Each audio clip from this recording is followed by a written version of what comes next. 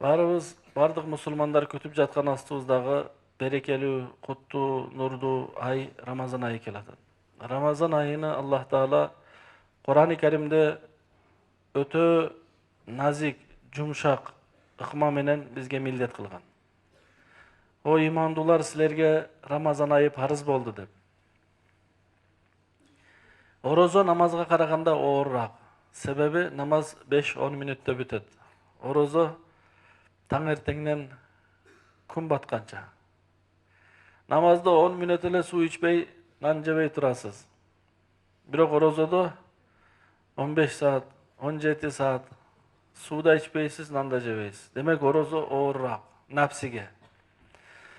Аллах Таала орозо силерге парыз болду дегенде, момундарга оор тийгенде Аллах эмне деди? Силерден алгачкыларга парыз болгондой деди. Эмнеге андай деди? Кыйынчылык бир адамдын башына келсе оор болот, бардык адамдарга келсе жеңил болот. Бир дыйкан картошка эгип, картошкасы өспөй калса, аябай кыжалат болот. Бирок кошунасыныкы да өспөй калса, анча каттуу кыжалат болбойт да. Себеп эл катары баарыныкы эле өспөптүр, меники деле өспөт. Соодагер кечинде үйгө жөнөгөндө соода болбосо аябай кыжалат болот. Бирок кошунасы келип калып, бүгүн эмне болду? Менде деле соода жок десе, жеңилдей түшөт да. Наркы кошунасы келип туруп, бүгүн бир дагы нерсе сата алган жокмун десе, сүйүнөт. Неге? Мен деле эмес экен бул кыйынчылык, баарында экен. Аллах Таала силерге орозо парыз болду дегенде, бизге оордой сезилгенде Аллах Таала эмне деди? Жок, алгачкыларга деле парыз болгон дегенде, бизге кандай туюлду? Туура эми баары туткан болсо, биз деле тутабыз, эл катары эчтекебиз. Ошого орозону Аллах Таала ушундай жеңил ыкма менен парыз кылган. Орозонун натыйжасында эмне бермекчи? Лааллакум таттакун. Силер таква болгула үчүн орозону парыз кылдым деди. Таквачылык деген эмне дегени? Алланын өкүмүн аткаруу, күнөөдөн сактануу. Таквачылык дегени ийилип басып жүрүүнү айтпайт. Дайыма кабак ачууланып, кабак тырышып жүргөндү таквачылык дебейт. Таквачылык дегени күнөөдөн сактануу, өкүмдөрдү аткаруу. Ушул эки нерсе.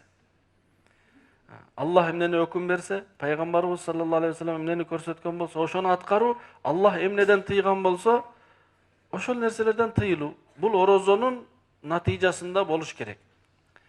Кандайча болот эми? Орозодон башка кезде биз таң эртеңнен күн батканча мына денени багабыз. Денени ичиребиз, жедиребиз. Ошон үчүн денебиз күчтүү болуп жүрөт да. Рухубуз алсыз болот. Ошого күчтүү денени алсыз рух алып жүрө албайт 11 айда. Рамазан айында карасаңыз, дене бечара алсырайт. Таң эртең жеген менен 15 саат ачка жүрөт, бирок 15 саат рух азыктанып турган болот. Эмне кылып? Орозо азык.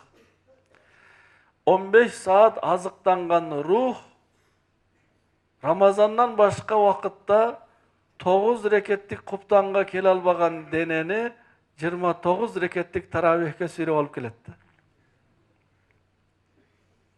Рамазандан башка айда 10-15 мүнөттө бүтө турган куптанга келбеген денени 2 сааттык таравихке алып келип тик тургузуп коет. Бул дегени рух күчтүү болду деген. Рамазандан мурда ачууланып кетчиле, Рамазан айында дене ушунчалык алсырайт, ачуулангысы деле келбейт. Жинденбейт адам. Демек Рамазан айында бир рет кичине бекемделип алып, таква сыфатына бекемделип алып, 11 ай ошол сыфат менен жүрүү. Жыл сайын кайталанат. Аллах жыл сайын бир ай бизди бекемдеп, рухани азыктандырып, таквачылыгыбызды Аллах Таала камдап, 11 айлык сапарга жөнөтөт. Ошондуктан алдыбыздагы Рамазан айында баарыбызга таказа, биринчи таказа таквачылыкты өздөштүрүү. Кичине болсо дагы катаачылыктан, күнөөдөн өзүбүздү сактоо, сүннөткө каршы иш кылуудан дагы сактануу, сүннөт менен жашоо, Алланын өкүмүн аткаруу, таквачылыкты өздөштүрүү. Түнү күнү таквачылыкты ар бир амалда карайлы. Тамак жеген таквачылыгы кандай? Чөк түзелеп отуруп, бисмилланы айтып, оң кол менен жеген. Уктаган таквачылыгы кандай? Төшөк салып, дуасын айтып, оң каптал менен уктаган. Дараттын таквачылыгы бисмилланы айтып, анан дарат алган, дараттан кийин дуасын окуган. Намаздын таквачылыгы кандай? Namazdan aldın alayla darat alıp turup kelip dayar bolup şaşpay namaz oku. Birөө менен маектешүүдүн такыбачылыгы кандай? Жылмайып маектешүү. Маегине көңүл буруу, жакшы сөз болсо коштоп кетүү, туура эмес сөз болсо токтото калуу. Демек, ар бир кадамдагы такыбачылыкка маани берүү. Мындай эле эмес, мен арак ичпейм, мен уурулук кылбайм. Ал нерселерди итак эле кылбайсыз да.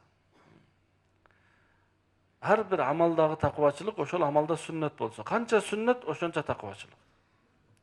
Ошого ниет кылалы, аракет жасайлы. Жасаган ар бир баскандын такыбачылыгы кандай? Базардагы такыбачылык кандай? Мазардагы такыбачылык кандай? Конокко баргандагы такыбачылык кандай? Конок тоскондогу ошолорду аткаруу. Демек, бир айлык таказабыз биздики такыбачылыкты өздөштүрүү. Экинчиси, бул ай Кур'ан айы. Шахру Рамадан аллази унзила фихил Кур'ан. Ыйык Кур'ан түшкөн ай. Бул айдын бир аты Рамазан болсо, бир аты Кур'ан айы. Бул айда колдон келишинче ыйык Кур'ан-ы Каримди көп окуш керек. Эң аз, эң жок дегенде бир жолу Кур'анды башынан аягына окуп чыгыш керек. Бул эчтеке кылбады деген жерде. Болбосо күнүнө бир жолу Кур'анды катым, 2 күндө, 3 күндө бир катым. Ыйык Рамазан айында Кур'ан окуйлу. Окуй албасак, окуганды үйрөнөлү. Кээ бир өлкөлөрдө Рамазан айында түштөн кийин мечитте кезек менен каарылар Кур'ан окуйт, окуганды билбегендер жанында отуруп, тынчаап отурушат. Же Кур'ан окуган бирөөдү окутуп, ошону Кур'анды угалы. Өзүбүз окуган эң абзел. Кур'ан бул хидаят, Кур'ан шифа, Кур'ан жарыктык, нур, Кур'ан берекет, Кур'ан тынчтык, Кур'ан шифа. Ушунун баары бизге керек. Бизге эмне керек? Тынчтык керек, берекет керек, ден соолук керек. Бардыгын Аллах Кур'анда дейт. Кур'ан окууда ушунчалык береке бар. Ошого эки нерсеге бекем бололу: такыбачылык, Кур'ан окуу. Ким канча Кур'ан окуса, Аллах жашоосуна, өмүрүнө, ден соолугуна, рызкысына ошончо береке берет. Кур'ан окууну көбөйткөн сайын Аллах Таала да көбөйтөт. Bir күндө 10 мүнөт Кур'ан окуйт, Аллах ошого ылайык берет. Bir күндө 1 саат Кур'ан окуйт, Аллах ошого ылайык берет. Ошондуктан ыйык Кур'анды көкүрөгүбүзгө басып, ыйык Кур'анды окуп, Рамазан айын өткөрөлү. Пайгамбарыбыз саллаллаху алейхи ва саллям Азирет Жабирайыл периште менен Рамазан айында бири-бирине Кур'ан угузушат эле. Биз дагы Кур'ан окуп Аллахка угузалы, бири-бирибиздин Кур'ан окуганыбызды угалы. Аталар дагы бардыгыбыз не кылалы, ниет кылалы, бул айда Кур'ан окуйм, окуганды билбеген үйрөнөмүн деп. Өзү 11 ай иштеп, ар бир айдан кичине камдап калыш керек. Рамазан айында иштебей ибадат кыламын депчи. Эгер ошондой кылган болсо жакшы. Рамазан айында Кур'ан окуганды үйрөнүүгө аракет жасайлы, билбегендер. Билгендер көп Кур'ан окуйлу. Басып жүрүп Кур'ан окуйлу. Андан кийин Рамазан айын Аллах Таала 3кө бөлүп, алгачкы 10 күнүн Алланын мээрими жай турган, ортодогу 10 күнүн Аллах Таала күнөөлөрдү кече турган, акыркы 10 күн Аллах Таала тозокко түшөт деген адамдарды тозоктон куткара турган күн. Ошого жаттай турган дуабыз: Аллахтан бейиш сурап, тозоктон пана тилеген дуаны жаттайбыз.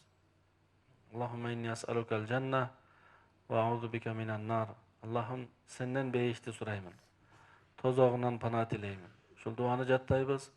Ыйык Кур'анды окуп бири-бирибиз менен жарышалы. Жарыша турган нерсе ушул. Кийимде, үйдө, машинеде эмес, балким Кур'ан-ы Карим окууда жарышалы. Сиз канча пара Кур'ан окудуңуз? Мен 3 пара окудум. Мен 5 пара окудум. 3 пара окуган адам ниет кылат, эртең мен 6 пара окуйм деп. Ушул нерседе бири-бирибизден жарышып, мен көбүрөөк окуйын деп. Көп окуган адамга не кылалы? Суктансак болот. Үй чоң, машинеси кымбат адамга суктанган болбойт. Кайсыл адам Кур'анды түнү, күнү окуй турган болсо, ошол адамга суктанса болот. Ey Аллах, мага да ушундайды насип кылгына деп. Аллахка аябай жагат да. Аллах Таала Куранда таң эртең Куран окугандарды, түнү уйкусун бузуп туруп Куран окугандарды, күндүзү Куран окугандарды Аллах Таала алкыштаган да. Ошого таң эртең болобу кичине уйкуну азайтып, Аллах жолуна чыкканда айтат го, уйкуну азайтабыз, тамакты азайтабыз. Эмне үчүн? Себеби уйку көбөйсө, тамак көбөйсө уйку көбөйөт. Уйку көбөйсө башка нерсеге убакыт калбайт да. Ошого Рамазан айында күндүзү тамак жебеген менен эртең менен толтуруп жеп алып, кечинде дагы толтуруп жеп алган бул анча деле көп пайда эмес да. Кичине ден соолугуңузга да карап, ооз ачарда жеңил эле, саарлыкта да жеңил. Өзү бүгүнкү күндө биздин организм ушунчалык 11 айда камданып алган, биз 3 күндө бир тамак жесек дагы эчтеке болбойт. 3 суткада бир жолу тамак жесек дагы биз эчтеке болбойбуз. Алсырап да калбайбыз, кулап да калбайбыз. Болгону бизге адат болуп калган да. Азыр мисалы пешин менен ким дастархон салынат, барып жеш керек. Эмне үчүн? Жеш керек экен, бизге тамак жеш жумуштай болуп калган да. Ошого Рамазан айында кичине шанс бар, мүмкүнчүлүк бар, кичине жеңилдеп алганга. Мисалы эртең менен тамак жеш, түштө тамак жеш, кечинде тамак жеш, бул чынын айтканда Куранда да жок, хадисте да жок булчу. Бул ата бабаларыбыз да кылган эмес бунучу. Азыр биз эртең менен жейбиз, түшкү тамак менен эртең мененки ортосунда дагы бирдемке жеп алабыз. Түшкү тамак менен кечкинин ортосунда дагы бирдемке жеп алабыз. Кечки тамактан кийин уктаганга чейин дагы бирдемке жеп алабыз. Биз мындай карап көрсө, жеш үчүн эле келгендейбиз да. Аш болсун.